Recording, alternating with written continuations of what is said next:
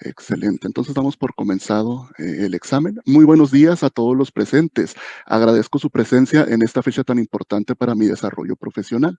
Mi nombre es Mario Caleb Chaparro Hernández. Soy un estudiante de octavo semestre en la especialidad de español y hoy en día estaré aplicando mi examen profesional basado en el portafolio de evidencias como documento de titulación. Doy comienzo a esta ponencia estableciendo que el portafolio de evidencias cuenta con dos producciones finales que se complementan y se realizan de manera paralela. Esto lo diferencia de inmediato a las otras modalidades de titulación en la que únicamente se entrega el documento y luego se realiza una presentación con los temas más importantes del mismo. En el caso del portafolio de evidencias, en cambio, se requiere la elaboración de un portafolio digital que condense y sintetice toda la información que ustedes ya han estudiado y leído en el documento físico y académico. Es por eso que en pantalla pueden ver lo que es un sitio titulado, bueno, mariofolio.com y al cual ustedes pueden acceder a través de cualquier dispositivo electrónico para su análisis. Lo que se encontrará en este sitio es exactamente lo mismo que hay en el documento académico, con la diferencia de que tiene un giro apegado a mi personalidad y a mi estilo, porque es una de las bondades que esta modalidad de titulación permite. Y una manera simple de resumir lo que se puede encontrar en este sitio se puede encontrar al reproducir este pequeño video de introducción a la página. Hola, hola, les saluda Vegeta, el príncipe de todos los Saiyajines, solo para decirles que están ustedes en el portafolio de Mario Chaparro. Aquí encontrarán todos los trabajos que los insectos de sus profesores le encargaron para poder graduarse. Pobres, porque no tienen esposa rica como yo y tienen que trabajar. En fin, un saludo y los voy a tener que destruir con mucho cariño con un Big Bang Attack. De manera inmediata, cuando supe que en la elaboración del portafolio digital era posible establecer una esencia completamente casual y que representara un poco más mi personalidad, más allá de lo que la rigidez de cualquier documento académico permite, yo me tomé la libertad de buscar al actor de voz que da vida al personaje de Vegeta de la serie de Dragon Ball Z para que le diera introducción al sitio. Afortunadamente lo conseguí y ahora es pues el que sintetiza o el que resume acerca de qué va esta página. También en la página de inicio del sitio se puede encontrar una lista de reproducción con una serie de canciones que a mí en lo personal me gustan mucho y que considero que hacen que la navegación a través del mismo hacen que sea algo pues mucho más ameno. En este momento, debido a la seriedad del evento, no voy a reproducir ninguna canción, también tomando en cuenta que luego voy a empezar a cantar y posiblemente me quede sin tiempo y acabe por no titularme, entonces vamos a obviar eso de momento. Desplazando por la página se van a encontrar los apartados que se pueden leer en el documento académico, sin embargo, con un toque mucho más casual, incluso pues con el uso de diferentes recursos gráficos y animaciones para describir también la clase de persona que soy y mi estilo docente. Se pueden encontrar distintos apartados que por supuesto también están encontrados en el documento académico siempre de manera paralela. También dedico un espacio a dos autores que son muy importantes, no solamente para la elaboración de lo que fue el portafolio, sino para toda mi carrera docente como tal de formación. Daniel Casani, que con sus instrucciones de didáctica de la escritura me dio las herramientas necesarias para hacer lo que fue el tema céntrico a lo largo del portafolio de evidencias y también de mis prácticas docentes que siempre estuvieron centradas justamente en la didáctica de la escritura, y Daniel Penac, que es un autor completamente recomendado para todos aquellos que busquen trabajar con la lectura como una fuente de aprendizaje y de enseñanza en la escuela. Aquí vamos a encontrar un poco más abajo una serie de entradas en las que se puede acceder a las evidencias por cada semestre de una manera similar a la que se encontraría, por supuesto, en el documento académico, con la diferencia de que al entrar vamos a ser recibidos con una frase icónica de alguna serie animada que sea importante para mí. Por ejemplo, aquí entré a las evidencias de octavo semestre y somos recibidos con una frase de Homero Simpson: el que no me importe no significa que no entienda. Y cada una de estas frases hacen alusión a un sentimiento que tuve yo durante el transitar del semestre, y luego seremos recibidos también con una narrativa acerca de lo que fue el semestre para mí. Y es, repito, nuevamente, es muy similar a lo que se puede encontrar en el documento académico, con la diferencia de que aquí me doy la libertad de utilizar imágenes graciosas, de utilizar memes para condensar y hacer que la navegación sea mucho más amena. amena. Y para hacer que el recorrido por esta página web sea incluso más valuable, está disponible la descarga de cada una de las evidencias analizadas en el documento académico en su totalidad y en formato PDF. Basta con simplemente darle clic para poder descargar una versión de cada una de estas evidencias. Esto lo hago con el objetivo de que en caso de que durante el análisis de mi documento exista alguna duda puntual sobre una evidencia en específico, sea posible descargarla y verificar la totalidad del trabajo. Desafortunadamente, debido a las limitaciones de extensión del portafolio de evidencias, no me fue posible poner las evidencias completas en el texto académico y yo consideré pues que la página web era la solución perfecta para esto y así evitar la creación de un documento que fuese de unas 700 páginas aproximadamente. Ya una vez explicando el funcionamiento básico del sitio, que es pues la condensación del texto académico, deseo enclarecer las dudas acerca de lo que es el portafolio de evidencias y el por qué me incliné por esta modalidad de titulación. Esto comprendiendo que existen pues muchas inquietudes al ser una modalidad relativamente nueva en el país y de la cual se sabe poco. De hecho, en el momento en el que yo elegí esta modalidad, ni siquiera sabía que era un documento que se debía de redactar por la descripción que nos dieron en su momento. Podía ser incluso solamente entregar las evidencias y esperar la titulación de esa manera. Y debido a esto, pues fue necesario realizar muchas investigaciones y lecturas al respecto para realmente poder generar una concepción propia de lo que era el portafolio de evidencias.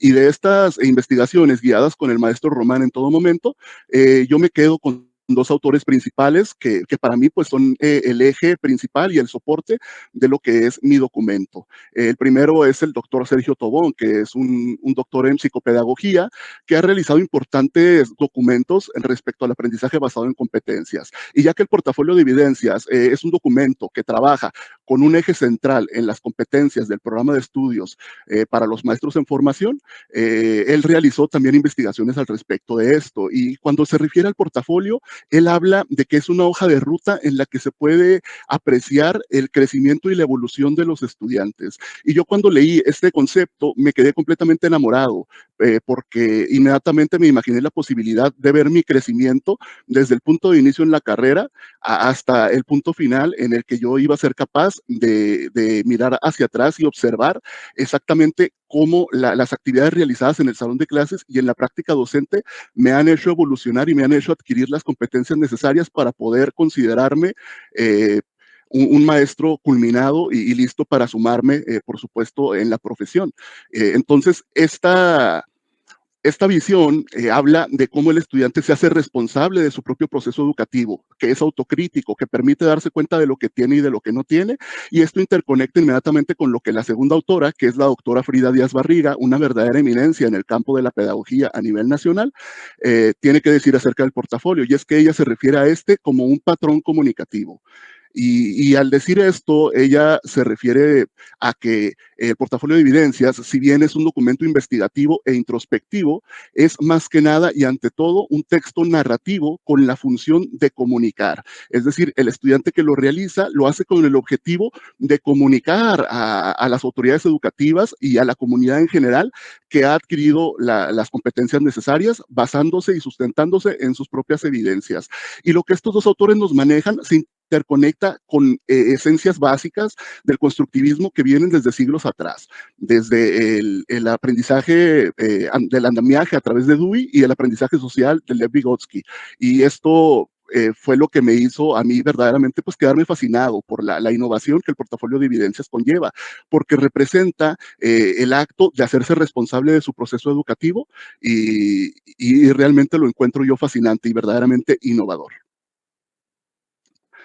Mencioné anteriormente que el portafolio de evidencias trabajaba basado en el aprendizaje en competencias y es que para comenzar a realizarlo, comenzar a recabar las evidencias primero, fue necesario encontrar una competencia del programa educativo que debemos de llevar nosotros aquí en la normal superior, que pudiera dar el eje central o el tema de estudio a la elaboración del mismo.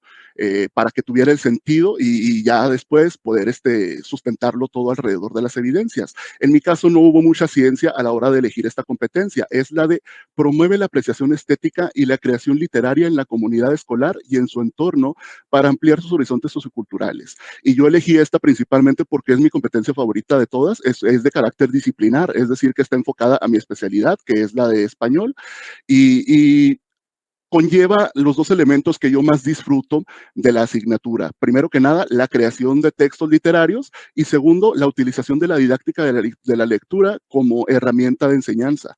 Y para yo poder comprobar que tenía dominada esta competencia, basándome, por supuesto, y sustentándome completamente en mis evidencias, es necesario demostrar a través de ellas que domino y trabajo cada una de las unidades de competencia que conlleva esta competencia céntrica. La primera es conoce las teorías que sustentan la didáctica de la literatura con el fin de aplicarlas en el diseño de situaciones didácticas. Y aquí es donde yo agradezco la influencia de autores como Daniel Casani a través de La cocina de la escritura y de Daniel Penag a través de como una novela, de proveerme de las herramientas necesarias para implementar realmente estrategias y situaciones didácticas que aplicaran esta necesidad. Si atendemos a las evidencias de cuarto semestre, encontraremos una titulada Grandes autores, en la que justamente a través de la enseñanza de la literatura intento yo demostrar que se puede crear un compendio de textos literarios en estudiantes de secundaria.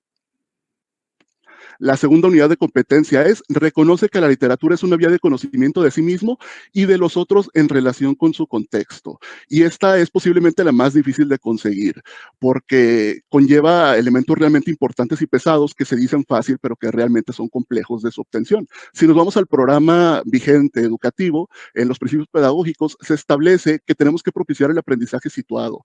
Y en español, por ejemplo, en tercer grado, tenemos la importante tarea de solicitar a estudiantes de tercer año de secundaria que lean una novela del Renacimiento y de qué manera tú le presentas un texto arcaico con concepciones complejas que ellos no entienden porque tienen entre 14 y 15 años para que comprendan el entorno y los complejos trasfondos socioculturales que tiene esa novela y la relacionen a la realidad actual de su vida y que además les funcione para aprender más de ellos mismos. Si revisamos mis evidencias en octavo semestre, existe una apuesta para tratar justamente este paradigma llamado la evidencia O Romeo, en la cual a través de microactividades y la implementación de un análisis constante de la obra de Romeo y Julieta, yo me encargo justamente de intentar utilizar los intereses de los estudiantes para conseguir la realización tanto de esta competencia como del principio pedagógico como tal. La tercera unidad de competencia es aprecia obras literarias de diferentes géneros, autores, épocas y culturas para fomentar el conocimiento y el respeto a la diversidad cultural y lingüística. Y aquí lamentablemente me veo en la dura tarea de decir que todo docente de español que no sea capaz de amar la literatura, de leer el mismo por gusto propio, de conocer una amplia gama de escritores de diferentes características, tiempos, momentos e ideologías, no va a ser un docente capaz de enseñar el español. Afortunadamente, la lectura ha sido inculcada tanto por parte propia como por muchos docentes de la institución en la normal superior. Y mi apuesta para demostrar esta competencia se puede encontrar en las evidencias de séptimo semestre a través de una titulada Las batallas en el salón de clases, en la cual a través de una novela de José Emilio Pacheco yo demuestro que es posible llevar una actividad recurrente un día a la semana en la que estudiantes tanto de primero como tercer grado puedan mantener una lectura constante de distintas novelas. Y la última unidad de competencia, la número 4, es diseña proyectos de intervención educativa para incentivar la apreciación y la creación literarias. Y esta es una de mis unidades de competencia favoritas de todo el programa, debido a que soy de los pocos afortunados en la Escuela Normal Superior de mi generación que realmente pudimos aplicar un proyecto de intervención de inicio a fin en sexto semestre. Esto debido a las características contextuales de mi secundaria y a las bondades que tuvo mi tutora en aquellos momentos, para permitirme trabajar con una serie de estrategias que me permitieran crear textos literarios a través de prácticas sociales del lenguaje que realmente no implicaban la literatura en absoluto. Más adelante voy a hablar en concreto de este proyecto de intervención docente y sin embargo, pues adelanto que es posiblemente la evidencia más grande, con un total de 90 páginas y con una gran cantidad de evidencias recabadas que demuestran las bondades que tiene trabajar alrededor de los intereses de los estudiantes con la literatura y la creación de textos como un motor.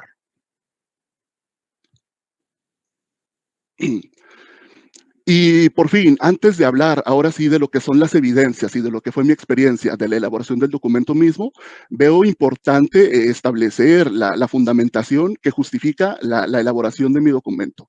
Es importante mencionar que cada una de las entradas que ustedes leyeron de mis evidencias se realizaron utilizando los ciclos reflexivos del autor Olga Esteve, que es una mujer que ha dedicado gran parte de su carrera a la gestión educativa y esto la ha llevado a volverse una experta, digamos, en el manejo de recursos humanos. Y ella ha ganado este éxito a través de estos ciclos reflexivos que son muy similares a los que vemos en la investigación-acción, con la diferencia de que esta última se realiza con el objetivo de la mejora en la práctica profesional y los ciclos reflexivos, en cambio, buscan la mejora constante y autocrítica de uno en cuanto a sus propios actos. Entonces, son 4 etapas. La primera es la de descripción, en la cual se identifica la evidencia en cuestión. Esta evaluación en el cual se realiza un proceso en el que rescatamos todo lo bueno y lo malo que una actividad nos puede dejar, porque no únicamente son experiencias positivas. De hecho, las experiencias negativas normalmente dejan aprendizajes más enriquecedores para nosotros, aunque a veces los omitimos. Luego entra la etapa de sentimiento, en la cual se realiza una discriminación para determinar exactamente qué podemos rescatar y qué es mejor dejar de lado, porque muchas veces las emociones nos permiten, nos impiden por ahí, perdón, tener un juicio claro acerca de lo que realmente realizamos en determinada evidencia. Y finalmente está la etapa de acción, en la que se realiza una reflexión completa de lo que tenemos y rescatamos exactamente lo que necesitamos de cada uno de los procesos, perdón. El enfoque de mi investigación es completamente cualitativo. En algún momento llegué a considerar un enfoque mixto debido a determinados documentos que leí en su momento. Sin embargo, gracias a la doctora Corinna Schmelkes, me di cuenta de que realizar una investigación mixta normalmente estorba más de lo que ayuda. Para mí hubiera sido muy sencillo poner mi Cardex como un anexo y decir, estas evidencias funcionaron porque según la calificación yo tengo adquiridos estos conocimientos y por tanto estoy listo para graduarme porque tengo un promedio de 9.8.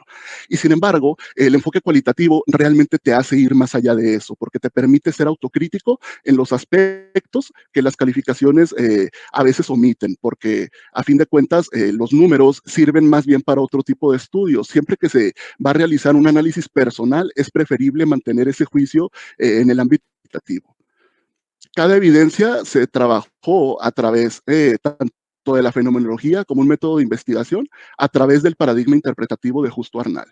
La fenomenología de Husserl es algo que se utiliza en muchas investigaciones y seguramente la reconocerán como base de muchas tesis. Y es importante mencionar que aquí se considera cada evidencia como un fenómeno y a través del paradigma interpretativo de Justo Arnal, que nos dice que es necesario tener en cuenta las características contextuales que conforman cada uno de estos fenómenos, es que se llevó a cabo este proceso de elección de evidencias, así como del análisis de las mismas. Y bueno, ya habiendo hablado a fondo acerca de lo que conlleva teóricamente el portafolio de evidencias, ahora sí me siento listo, por supuesto, de mostrarles las evidencias más relevantes de mi portafolio. Para mí hubiera sido fascinante describir cada una de las 4 evidencias por semestre elegidas para dar sustento a este examen profesional. Sin embargo, debido a los tiempos es imposible, así que me limité a elegir una evidencia por semestre que me permitiera a mí narrar exactamente por qué me siento listo y la manera en la que el portafolio de evidencias me ha ayudado a rescatar elementos que son esenciales para mi desarrollo profesional. En el primer semestre elegí los portafolios de evidencias elaborados con la maestra Lidia Pavón, que en paz descanse. Posiblemente no la conozcan, pero la maestra Pavón es a mi gusto la mejor maestra de español que ha existido en el estado, una verdadera eminencia. Y para mí fue muy significativo nuestra primera clase con ella cuando nos dice llanamente, ustedes no tienen idea de lo que es el español. ¿Por qué? Porque tenía razón. Verdaderamente yo no tenía idea de lo que era el español cuando entré en la carrera y tenía muchísimas dudas. Y incluso al final del semestre que yo elaboré este portafolio de evidencias, me di cuenta de que ciertamente carecía de muchísimas herramientas. Incluso cuando leo las reflexiones realizadas yo en aquel semestre, digo que siento que tengo los aprendizajes, bueno, que tengo los conocimientos necesarios para producir cualquier tipo de texto o para comprender cualquiera de los contenidos de español, pero que me frustra mucho no tener idea alguna de pedagogía para transmitirla a estudiantes y que me da mucho miedo ser incapaz de alguna vez obtenerla, porque para mí la educación era un misterio completo. Y ahora como un alumno de octavo semestre incluso hasta me da ternura, me da mucha felicidad comprender que tengo no solo esos conocimientos, sino que soy capaz de día a día enseñar en el salón de clases y hacerlo de manera efectiva, comprendiendo y utilizando todas las herramientas que la misma maestra Pavón y otros profesores de la normal superior me dieron. Como evidencia de segundo semestre, pongo la denominada rúbrica de la discordia y sin embargo la verdadera evidencia es la clase muestra de la mesa redonda que elaboré con el profesor Gilberto Antonio Holguín Navarro, en el que me solicitó una clase de 1 hora y 40 minutos, que yo tratara el tema de la mesa redonda con mis compañeros ahí de la normal superior. Y durante la elaboración de esta mesa redonda del producto final, entregué al grupo esta rúbrica que está actualmente en la pantalla y si la leemos encontraremos que tiene una serie de indicadores chuscos. Es una rúbrica holística, es mi primer instrumento de evaluación realizado y yo lo hice con la intención de sacarle un risa a mi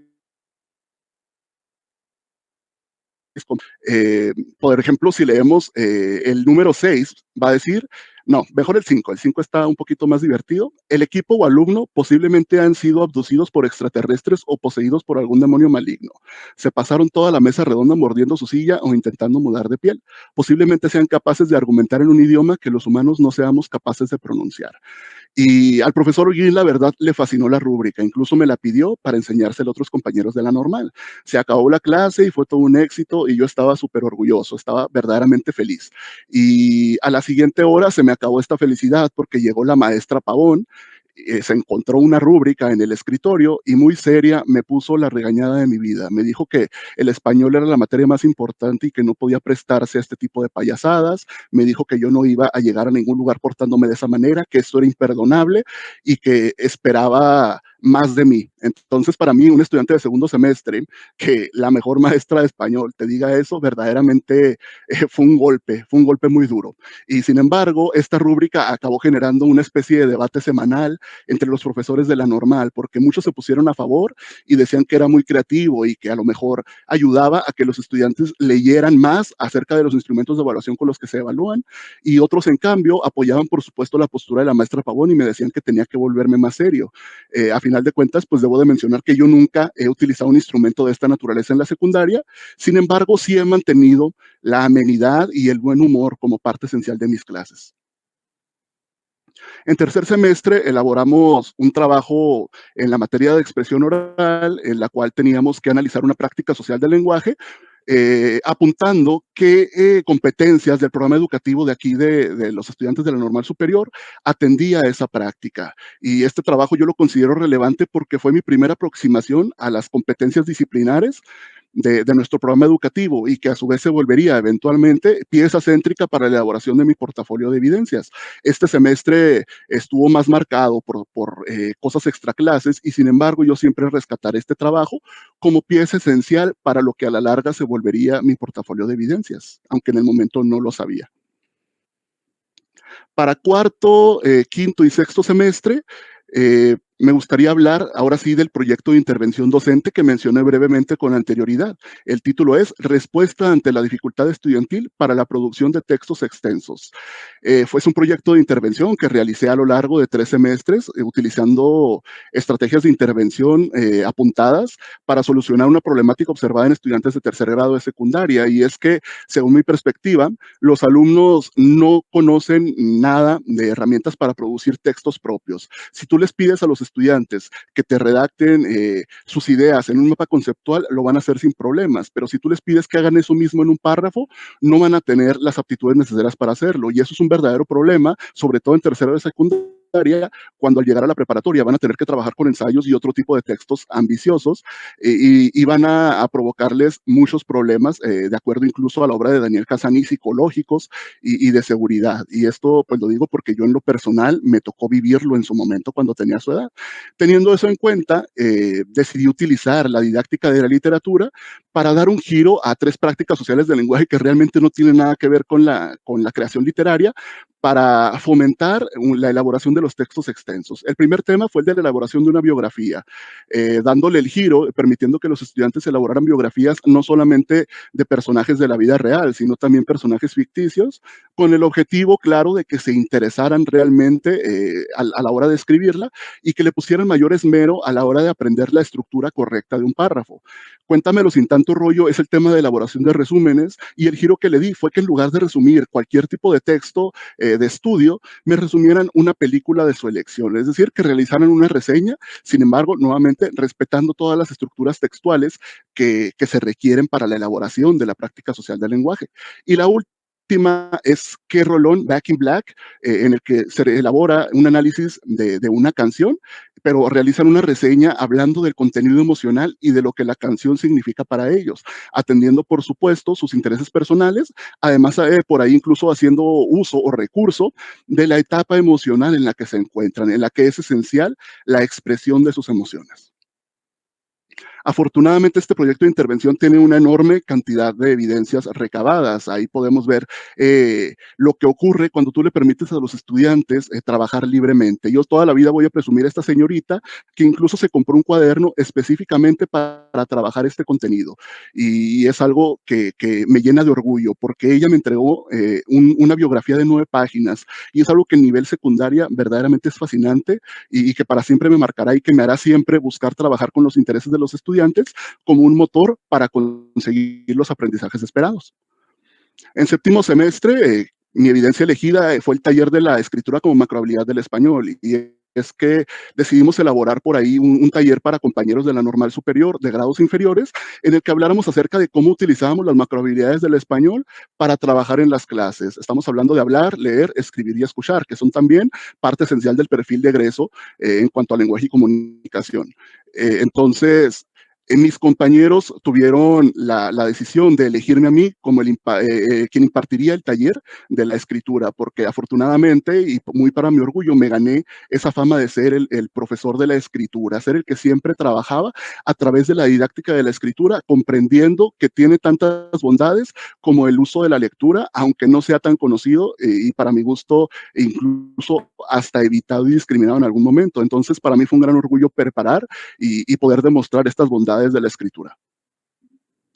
Finalmente, en octavo semestre tenemos el tema, o bueno, el proyecto de grandes autores en su segunda versión. Y digo segunda versión porque en cuarto semestre yo apliqué grandes autores con expectativas absurdamente ridículas, como pues un practicante que realmente no tiene la experiencia suficiente para aplicar una estrategia completa en el salón de clases.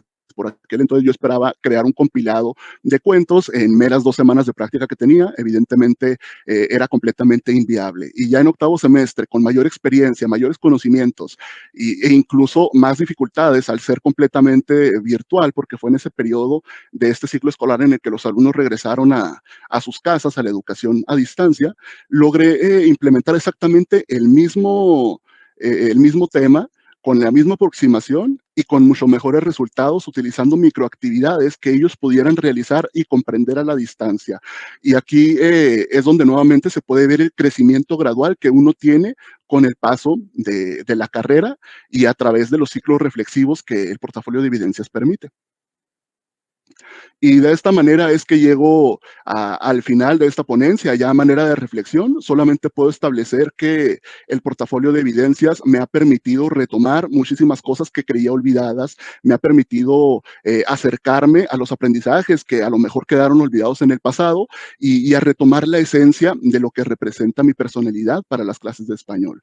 Es un proceso ciertamente complejo porque la autocrítica constante requiere también reconocer los errores, reconocer las imperfecciones y darse cuenta que no somos perfectos y que siempre debemos estar en constante mejora. Es por estas dificultades justamente que yo recomiendo el portafolio de evidencias como una modalidad de titulación, porque considero que cualquier herramienta que permita el crecimiento constante de un docente se vuelve, por ende, la modalidad por excelencia y algo que se debe de realizar constantemente para la mejora continua en el aula. Quedo, por supuesto, a espera de cualquiera de esos cuestionamientos. Agradezco su tiempo, su interés y, por supuesto, su presencia, específicamente y, por supuesto, a la mesa de sínodos en esta oportunidad. Muchas gracias. Excelente, Mario, muy bien. Le cedo la palabra al maestro Israel.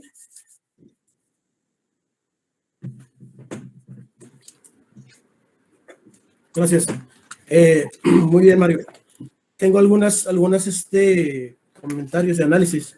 Le iba a hacer lo de, perdón, lo de la rúbrica esa que puso como parte de su trabajo con el maestro Olguín. Y es bueno que él lo haya diferenciado, eso de que una cosa es un ejercicio como alumno normalista y otra cosa es lo que vaya a aplicar en la clase. Porque evidentemente, pues ya a esta altura, ya no le tengo que decir a usted quién se va a titular, que pues baja uno el nivel hacia donde corresponde con los alumnos de secundaria. Y estuvo muy bien esa reflexión que hizo de que recibió comentarios positivos, pero también un comentario que a la vez fue regaño y a la vez fue crítica constructiva de la maestra Pavón. Yo le iba a preguntar qué había aprendido, pero ya lo mencionó, entonces qué bueno que así fue. En la página 29 de su documento habla de los aspectos positivos para rescatar respecto al diario de campo a la normal superior, y luego ya pone aquí que ha hecho buenas observaciones y estuvo observando las clases de español y a la vez que practicó. Y aquí la pregunta que yo le hago es si conoce cómo era el diario de campo previo al año 2016. ¿A qué me refiero con 2016? A partir de 2016 fue cuando nos cambiaron el formato del diario de campo o de la guía de observación, sustituyendo un manuscrito por una redacción con más sustento teórico y con una formalidad académica. Mi pregunta es que si tuvo la experiencia de redactar un diario como ese o nada más le tocó la nueva modalidad. Desafortunadamente no tuve el gusto de trabajar con ese tipo de diario de campo, sin embargo recuerdo con la maestra Pavón había algo similar que se elaboraba en la planeación, que venía por ahí un anexo llamado bitácora y que posiblemente te permitía en ese momento apuntar cualquier tipo de evento o de situación que era necesaria para considerar durante la planeación. Sí, no tuve el gusto, pero creo que sería lo más similar a ese aspecto que pude haber experimentado. Ok, sí, de hecho, en mi experiencia personal, ahí me tocó como alumno de lo normal, me tocó el cambio justamente. Elaboré dos diarios manuscritos y me tocó el cambio. Y esa controversia que se generó es precisamente porque la normal empezó a ser cuestionada por el poco valor académico de este tipo de reportes. Y por eso se está cargando más hacia eso, hacia lo teórico, para que ustedes vayan ensayando, o el alumno pues vaya ensayando respecto a lo que sigue al momento de titularse. Esa es la intención realmente, pero sí, por su estilo de redactar y por sus intenciones, quizás hubiera sido interesante que tuviera la libertad de escribir de manera más libre, más abierta y con menos rigidez, para decirlo de otra manera. Y luego en la página 63 habla usted de los procesos de escritura. Dice, todas las actividades realizadas en su interior manejan procesos de escritura y son altamente lúdicas y llamativas para los estudiantes actuales. Ya nos mencionó algunas adaptaciones que hizo, pero bueno, creo que aquí pues ya parte de eso ya lo respondió, pero ¿cómo aplicaría usted estas actividades lúdicas? De todas maneras, pues ya aparte ya lo mencionó en su ponencia. Nada más lo retomamos. Sí, un poquito retomado. Por ejemplo, en el tema de grandes autores de octavo semestre, es necesario ver, digamos, temas importantes antes de que los estudiantes que son de primer grado y que por supuesto están aprendiendo apenas lo que es el proceso de escritura independiente, se requiere que analicen lo que es, por ejemplo, el antagonista, el personaje principal, los personajes secundarios, terciarios y demás. Yo, por ejemplo, la solución que llegué para crear actividades interesantes alrededor de eso y que se mantuvieran entretenidos al respecto fue la elaboración de un mapa de la historia antes de dar salto al producto final. Entonces ellos en una hoja en blanco o en una cartulina o incluso con plastilina pueden ahí elaborar lo que van a ser sus personajes de su historia, e incluso al momento de realizar ese proceso hasta se van emocionando ellos mismos porque se van imaginando lo que van a escribir y eso les genera emoción y verdaderamente pues van a estar incluso mandándole mensajes a uno de que, profe, mire, ya hice mi personaje y se llama tal, ¿cómo lo ve? Y eso les ayuda muchísimo a agarrarle el gusto a la escritura a través de la vinculación de cosas que realmente no son de escritura como tal. Muy bien. Sí, porque eso ayuda a que se interesaran más. Es como en otro momento, ¿no? Cuando a uno le tocaba algún trabajo similar y que el producto final era una obra de teatro, constituir un sociodrama, algo similar para que tuviera un significado. Y luego, usted mencionó en la página 81 que la parte más complicada para la elaboración del documento es el desarrollo de la autocrítica, el de encontrar errores, áreas de oportunidad, deficiencias y aspectos para mejorar dentro de uno mismo y sus esfuerzos a lo largo de diversos semestres. Correcto. Y pues sí, en este caso pues estoy de acuerdo, y como comentario es que el primer paso es la humildad y el reconocer que uno no lo sabe todo y que uno va a aprender de los alumnos siempre en el día a día y siempre estar diciendo que lo que hoy salió bien, mañana puede salir mal, pero pasado puede volver a salir bien. Entonces, eso es lo que nos da para seguir intentándolo y seguir adelante. Entonces, esa sería mi reflexión, pero como pregunta, ¿usted qué aprendizaje se lleva respecto a estos pros y contras que ha adquirido como normalista? Primeramente, así como usted lo menciona, la humildad ante todo. Por ahí, pues a mí me tocó entrar a la carrera siendo mayor que el resto de mis compañeros. Estamos hablando que yo entré con 26 años, entonces posiblemente yo estaba en un punto de madurez personal que me permitía por ahí destacar en lo académico y sin embargo mostraba muchísimas carencias en comparación al resto de mis compañeros. Así como anécdota, pues yo menciono que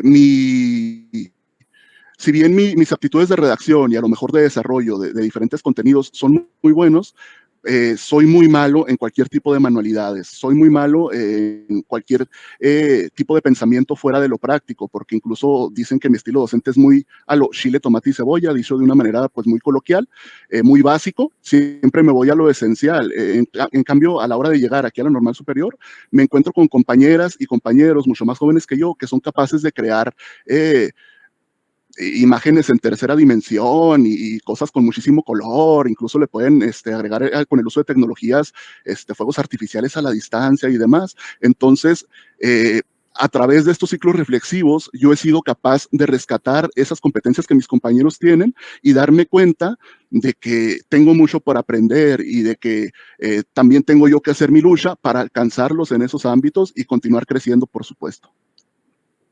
Muy bien, sí, identificar esas limitantes y tratar de hacerlo o intentarlo, ¿no? Sí, en eso estoy completamente de acuerdo con usted. Yo soy, ahora sí que dicho a la antigua, soy profe de GIS y de pizarrón. O sea, yo soy de cierta manera, me cuesta más trabajo todo lo que usted menciona, todo lo que es hacer manualidades, todo lo que es construir cosas. Y eso tiene que ver también con el estilo de aprendizaje. Me imagino que usted es todo menos kinestésico, probablemente. Claro. Entonces, lo mismo como somos muchos más visuales y auditivos, y cuando nos toca esa parte, pues a veces batallamos, pero qué bueno que menciona eso, que usted ve a los compañeros y dice, bueno, no voy a ser tan bueno como ellos, pero por lo menos lo voy a intentar. Muy bien, gracias. Nada, profe. Perfecto, gracias, maestro Israel. Maestra Beatriz. Hola, ¿qué tal? Muchas gracias, profesor Román. ¿Qué tal, Mario? La maestra.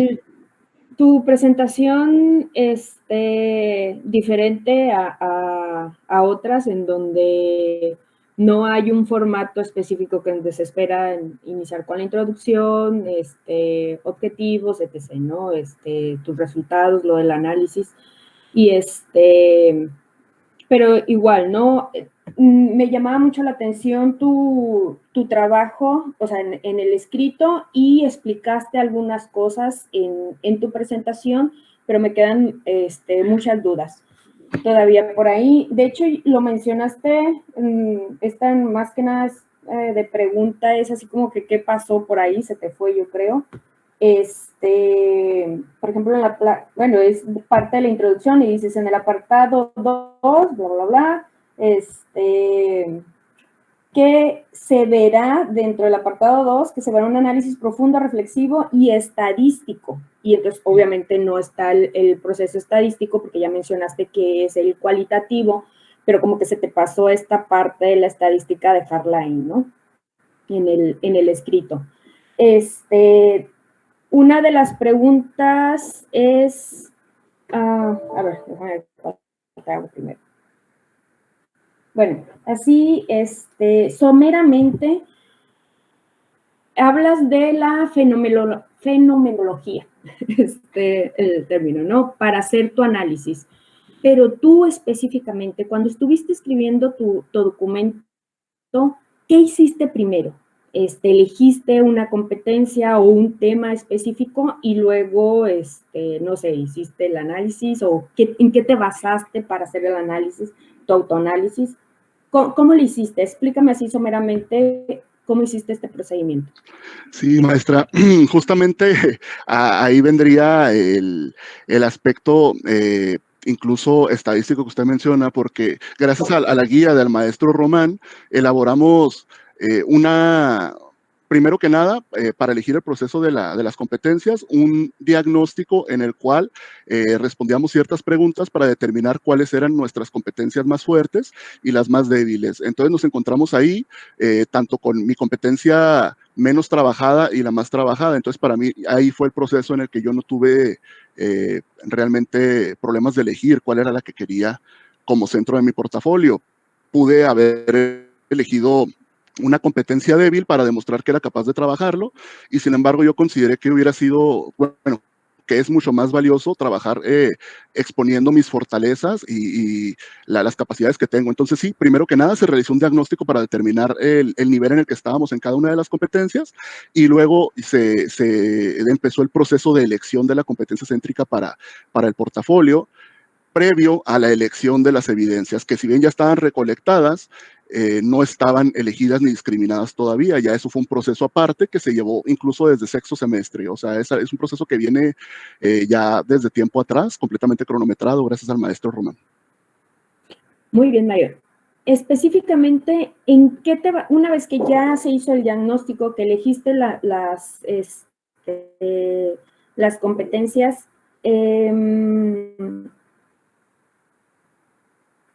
¿en qué te basaste para tener la conclusión de tu autoanálisis? ¿O quién fue? Mencionas ahí algunos autores, pero no te podías haber basado solamente en 2 autores, ¿verdad? O sea, ¿qué más hiciste para poder llegar a tu autoanálisis? Pues se toma en cuenta todo lo que conlleva, todo el contexto que hay detrás de cada una de las evidencias para realmente hacer un rescate. Por supuesto, se utilizan diversos autores, al menos por evidencia, o cada tanta suele hacerse mención a algún autor específico para dar un incremento respecto en cuanto a la opinión de expertos, ¿verdad? Y sin embargo, yo creo más valioso todavía la opinión que hubo, digamos, respecto a lo que el docente en el momento significó para mí durante la elaboración de ese trabajo. Por ejemplo, en las de primer semestre, la maestra Pavón fue una influencia completa entera respecto a lo que es la enseñanza del español, respecto a lo que es la crianza de este oficio docente, de esta exigencia que ella marcó en nosotros. Y para mí, por supuesto, que en ese semestre en específico, que fue en primero y en segundo, donde ella nos dio clases, ella sería sin duda alguna el eje central para crear la autocrítica. Pensar durante cada evidencia, ¿realmente cumplí con lo que la maestra esperaba? ¿Realmente atendí lo que ella necesitaba? ¿Cumplí como estudiante en esa actividad?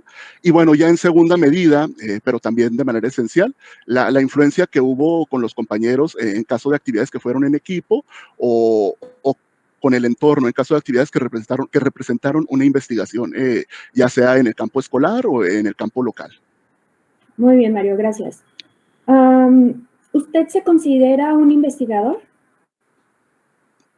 Bueno, me gustaría pensar que sí, sin embargo, no es para nada algo que disfrute. Siento que es algo que se me puede dar bien. Gracias a la elaboración de diarios de campo gigantescos con el profesor Gilberto Antonio Holguín, se me da bastante bien encontrar autores de acuerdo a lo que la situación requiera y ciertamente, gracias a la educación a distancia, me acostumbré muchísimo a leer documentos extensos y para encontrar la información necesaria y también pues en el tema de crear citados en APA y demás, por ahí adquirí bastantes. Me considero buen investigador, pero no diría que soy uno de oficio para nada.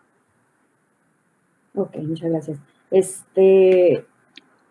Me llama la atención este punto porque en tu objetivo das por hecho que ya estás listo para ser investigador y ya al final más o menos explicas el objetivo como tal, pero entra aquí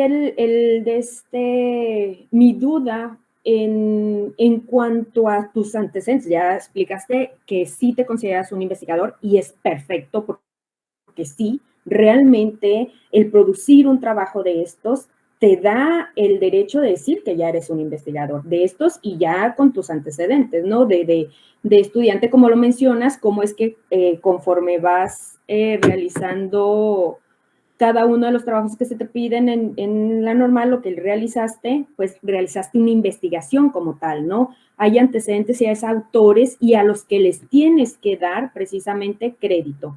Y entonces, en base a esto, precisamente, lo que me llama la atención por ahí es que mencionas algo de la tesis que es un poquito, como aburrida. Déjame ver por ahí, no sé qué página mencionabas eso. Creo que fue cómo es que todos estaban haciendo supuestos y y monótona, algo así. ¿Vale? Monótona, arcaica. Exacto, ¿no? Entonces, y ahorita en tu presentación mencionas que es como que más informal el portafolio de evidencias. ¿Por qué? ¿Cuál es la diferencia entre uno y otro? Entre lo de la tesis, porque igual, ¿no? Está bien documentado y parecía un análisis de portafolio de evidencias, como te había mencionado en su momento cuando nos reunimos, esto del escrito, ¿no? Entonces me llamaba la atención esta diferencia y que mencionas en el objetivo, ¿por qué? Y explícame esta situación, ¿no? Me da mucho gusto que me preguntara eso, maestra, porque incluso tenía un apartado dedicado por ahí a hablar de las otras modalidades y el por qué para mí cada una resultaba llamativa. Y sin embargo, pues la dejé de lado por situación de los tiempos. Entonces, bueno, acerca de la tesis y el portafolio de evidencias, las cosas que los diferencian principalmente, más allá, por supuesto, de los apartados, de que la tesis se trabaja con una triangulación metodológica y demás, puedo decir que el portafolio te da la libertad de expresarte en un nivel personal. En una tesis vas a mantener en todo momento, por supuesto, la estructura de un documento investigativo y poco espacio va a haber para hablar acerca de tu estilo o de tu esencia personal. En cambio, el portafolio de evidencias, claro que tiene su documento de investigación y claro que tiene sus apartados formalmente establecidos y demás. Sin embargo, tiene este segundo producto que puede ser tanto físico como digital, en el cual tienes la libertad de ser tú mismo, en el cual tienes la oportunidad de expresar aquello que un texto académico no te permite demostrar. Por ejemplo, si yo hubiera presentado una tesis, nunca hubiera podido tener a la voz de Vegeta dando introducción al sitio. Entonces considero que esas permisiones, esos permisitos innovadores que permite el portafolio de evidencias, la hacen una apuesta a lo mejor más innovadora. La tesis, por supuesto, tiene su valía y tiene su complejidad de realización. Por mis características personales, yo creo que hubiera sido mi modalidad más sencilla de realizar, porque la redacción siempre ha sido algo que se me facilita mucho. Y en cambio el portafolio de evidencias acabó siendo un reto precisamente por la constante autocrítica necesaria y la introspección. Entonces, no demerito, por supuesto, la tesis. A lo mejor y sí le he tirado una que otra puya ahí en el documento, incluso de manera inconsciente, pero considero que con base a las características que yo tengo como estudiante y como futuro docente, el portafolio de evidencias representa un reto más importante de lo que hubiera sido la tesis, por supuesto que sin demeritarla en lo absoluto. Exacto, ¿no? Pero sí lo dice en el escrito que es menos. Bueno, algo aquí, ya lo mencionó, este portafolio de evidencias tiene una metodología, ¿no? En el escrito sí demerita la tesis de la otra, pero el punto aquí es que ya lo aclaró, no tiene ninguna de las son modalidades de titulación, ¿verdad? Al final de cuentas, pero ninguna es menos que la otra. Aquí lo que me llama la atención también es lo de la informalidad que usted menciona, y sí, o sea, usted sí explica esto de las características por las cuales usted decidió y que tiene esas competencias para poder realizar este trabajo. Pero en realidad las tres son modalidades de titulación y las tres deben de llevar la misma seriedad para cualquiera de las tres, ¿no? Entonces, sí está bien innovar, meter este punto por ahí de lo de Vegeta que menciona, podría ser algo de nuevo, por decirlo así. Sin embargo, debe de tener una seriedad específica el trabajo como tal, ¿no? No es, porque lo menciona, y lo mencionó en su presentación, esto de la informalidad, y la verdad es que no debería de ser, porque los tres deben de tener la misma seriedad, porque los tres son el mismo valor. O sea, los tres tipos de modalidades de titulación tienen la misma importancia, ¿no? Y por ahí otro estudiante que se tituló, y hago precisamente la misma pregunta, esto de investigador, y esta estudiante se considera que no es investigadora, y en realidad pues sí lo es, ¿verdad? Y entonces ella pone en mayor valor la tesis, y usted está en contraparte, ¿no? Lo pone mucho más abajo. Y entonces yo decía, no, los tres tienen el mismo, ¿no? Y bueno, como se lo digo a usted también, ¿no? Debemos de ponerlo en el mismo nivel, con la misma seriedad, y que la estudiante precisamente hizo una revisión bibliográfica de más de 40 citas, autores, y bueno, me llamó mucho la atención esta situación, y le digo, no, usted es una investigadora, ¿no? Como tal. Bueno, voy a la siguiente cita por ahí, a la siguiente pregunta. En base a todo lo que menciona usted, ¿usted considera que su trabajo, o bueno, más bien, qué impacto tiene su trabajo en la sociedad? ¿Qué impacto tiene? Bueno, la idea, por supuesto, central por la cual me acabé inclinando por esta modalidad antes que cualquier otra cosa, y se lo dije al maestro Román en nuestra primera reunión, por ahí en sexto semestre todavía, cuando elegí esto, era pues la comprensión de que esta modalidad era completamente nueva en la normal superior. Les digo, cuando yo elegí esta modalidad, ni siquiera se nos dejó claro en la exposición exactamente qué era el portafolio de evidencias. Entramos completamente en blanco. Por supuesto que de la tesis se tiene ya un conocimiento amplio porque es la modalidad de titulación en la maestría aquí en la Normal Superior desde hace muchos años. Y el informe de prácticas, si bien también es nuevo, tiene relación importante con el antes conocido como documento recepcional, únicamente con el agregado de la investigación a acción para la mejora constante en el aula. Entonces, el portafolio de evidencias quedó, digamos, como la oveja negra. El profesor incluso que nos dio el resumen de cada una de las modalidades antes de nuestra elección, ni siquiera nos dejó claro si era necesario redactar algo al respecto. Entonces, yo al saber que existía tanto desconocimiento al portafolio de evidencias, decidí inclinarme por ella, porque sabía que la Normal Superior iba a necesitar un referente que estableciera lo que tiene que ser este portafolio, la función que tiene, exactamente las bondades que puede ofrecer, lo que es el proceso de la elaboración, y justamente así se lo dije al maestro Román. Yo tengo la intención de establecer en la Normal Superior José de Medrano lo que es el portafolio de evidencias, porque tengo ese interés de dejar algo para futuros compañeros y que tengan una guía establecida para lo que es este camino y que ya no tenga que ser algo completamente en blanco. Y fue algo que paralelamente el maestro también se dedicó a hacer, porque él tampoco sabía lo que era y se dio la tarea de que juntos lo descubriéramos y incluso pues ya llegamos a este punto en el que se determinó pues que la clase fuera grabada justamente para cumplir este objetivo de permitir para futuras generaciones que esta sea la base acerca de lo que tiene que ser.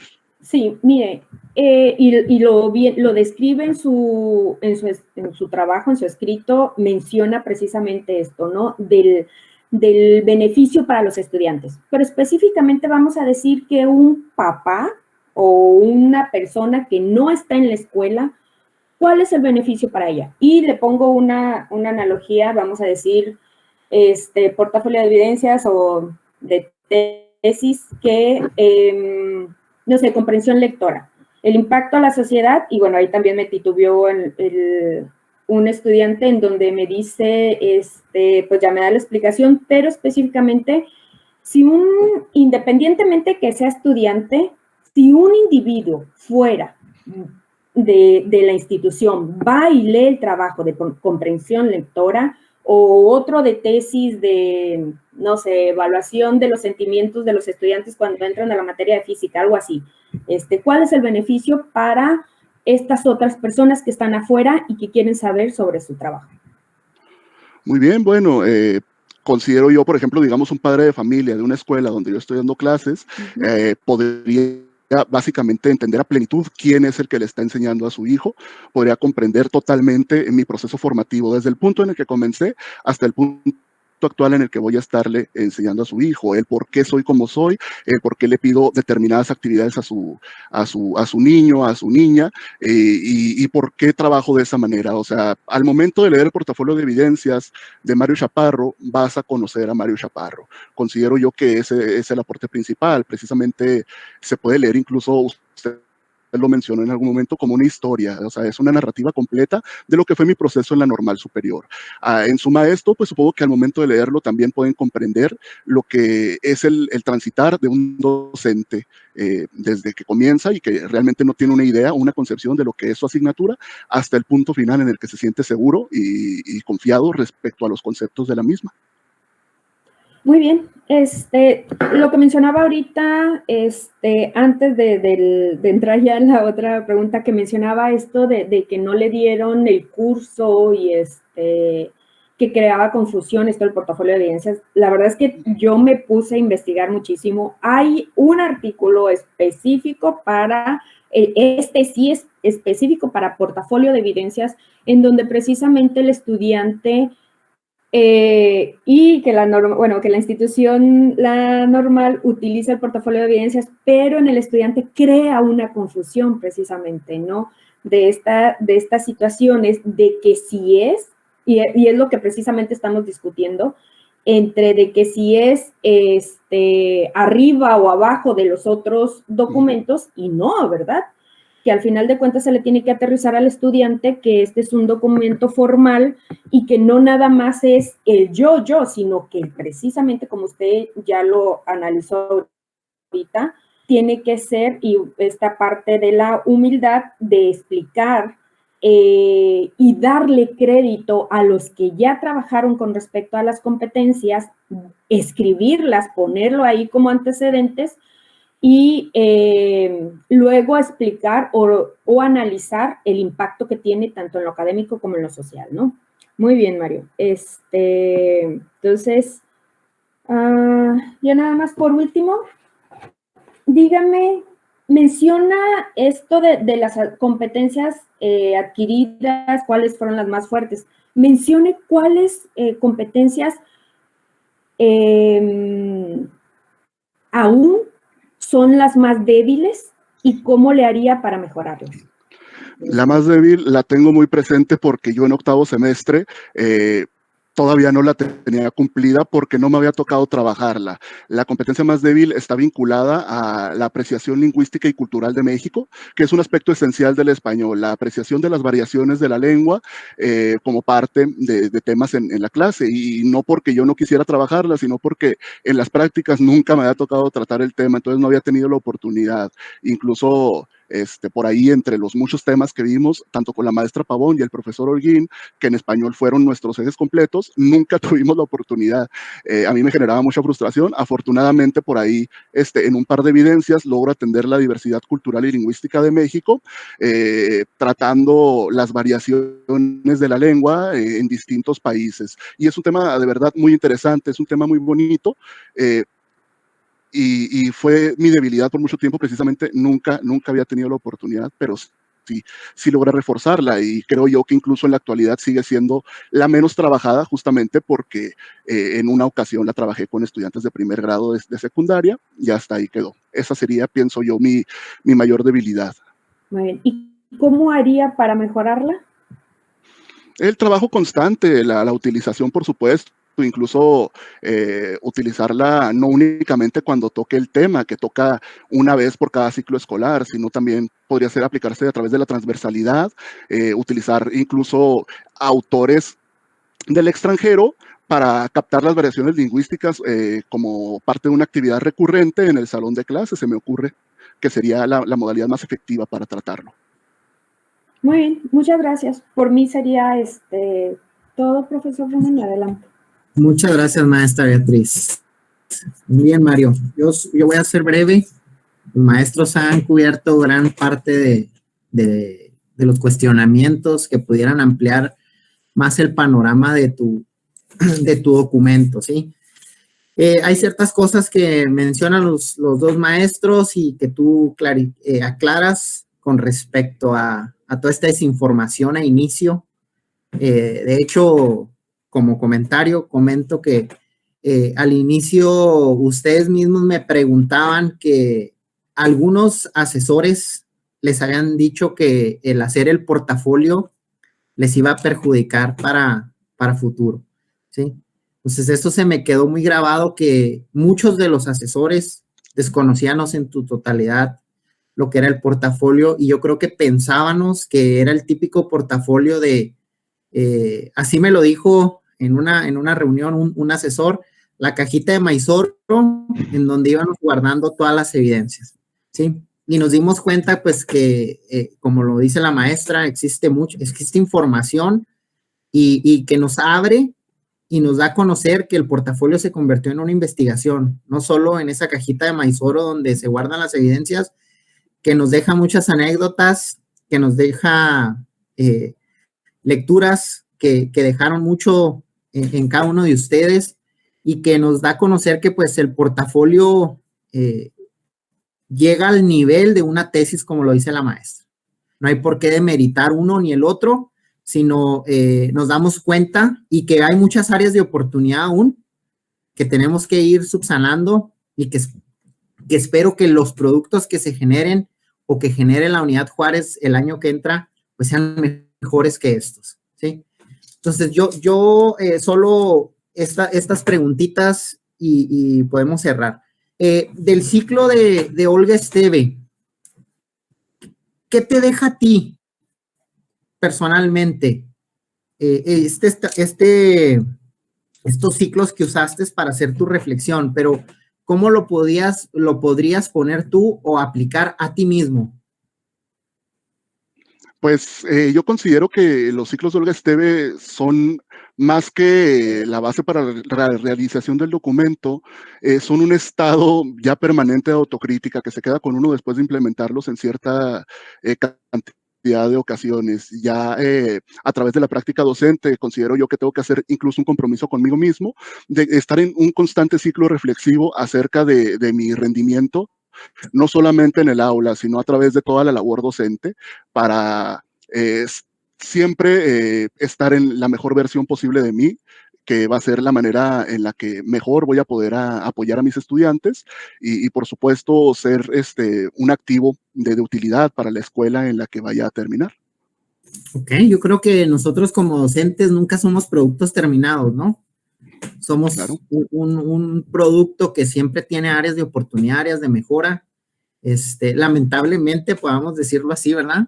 Que somos un producto que yo creo que nunca vamos a poder decir que ya está en su punto máximo este producto, ¿sí? En este proceso del portafolio, Mario, ¿qué aprendizaje te llevas? Híjole, ¿qué aprendo? O sea, en general del portafolio de evidencias. ¿Y qué aprendes tú de este proceso de inicio a fin? ¿Qué te dejó?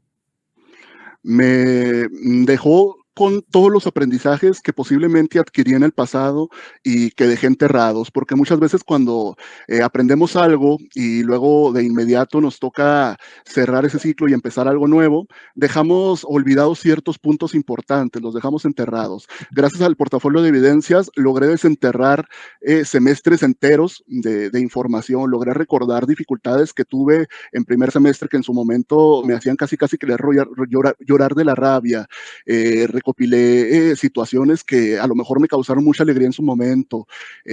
Me di cuenta de todo el camino que he logrado recorrer. Entonces, el portafolio de evidencias me dejó un recordatorio completo de lo que fue mi cursar académico en la Escuela Normal Superior y es algo con lo que estoy completamente agradecido. Verdaderamente no esperaba yo reencontrarme con situaciones tan valiosas, incluso con experiencias de personas, porque muchas de las evidencias a la hora de revisarlas, incluso acabé llorando porque varios de esos profesores lamentablemente fallecieron durante esta pandemia. Entonces, poder reencontrarme con sus enseñanzas fue otra manera de reencontrarme con ellos y para mí eso es muy valioso. Entonces, yo me quedo, por supuesto, de que el portafolio de evidencias me hizo encontrarme a mí mismo y me hizo encontrar a la Normal Superior nuevamente. Ok. Y ya para terminar, ahorita mencionabas con el profe Israel esta parte de lo kinestésico, ¿sí? Y que es una de las partes que el portafolio o esta modalidad nos dio la oportunidad de tener el portafolio físico y el portafolio digital. ¿Cómo fue ese enfrentamiento del portafolio digital? Fue un reto inmenso, la verdad. Pues así para contarle aquí a los maestros presentes, todos los de la modalidad de titulación acordamos realizar la página web de manera paralela. Entonces, el conocimiento base que tenemos respecto a la creación de sitios web antes de este proceso es completamente nulo y con total acompañamiento del maestro tuvimos que empezar desde cero en ese aspecto y como ya dije antes, muchos no tenemos la creatividad que tienen los demás a la hora de generar diseños, a la hora de ser muy estéticamente apreciables. Entonces fue un reto total. En mi caso me volví experto en Canva, me volví experto en Wix, únicamente con el objetivo, por supuesto, de presentar un portafolio digital digno y que pudiese fungir como presentación de este examen profesional. Únicamente con ese objetivo, pero a la vez se acabó volviendo algo muy relajante de realizar. El portafolio de evidencias académico puede llegar a ser pesado a la hora de redactarse, pero el portafolio digital, como es una versión sintetizada, una versión condensada de los elementos en los cuales te puedes dar el lujo de ser ligeramente más tú mismo, te permite incluso disfrutarlo ya una vez que tienes dominadas las dificultades que conlleva la elaboración de un sitio web. Muy bien, y esta parte colaborativa que mencionas, ¿verdad? El estar compartiendo entre ustedes este autoaprendizaje, el apoyar a los compañeros, ¿sí? Esta modalidad también creo que apoya en esto, en esta parte del apoyo, de que se crea, vamos a llamar, un equipo de trabajo en donde pues a mí ya no me importa lo que hizo Mario. No, a mí sí me importa porque tengo un referente y me está apoyando. A mí no me importa lo que hizo Victoria. Victoria tiene sus oportunidades de compartir lo que aprendió en el portafolio digital. ¿Sí? Entonces, esta situación de compartir el conocimiento también creo que lo incentiva la parte del portafolio. ¿Sí? De acuerdo. Bueno, Mario, pues de mi parte sería todo. Te pido, si nos permites, unos 5 minutitos abandonar la sesión, igual a tus invitados. Y ahorita en 5 minutitos sí te pido que estés muy al pendiente de tu teléfono para luego decirte que te conectes y hagamos la toma o la resolución. Muy bien, maestro. Entonces nos vemos en 5 minutos. Quedo a la espera de su mensaje. Claro, Mario.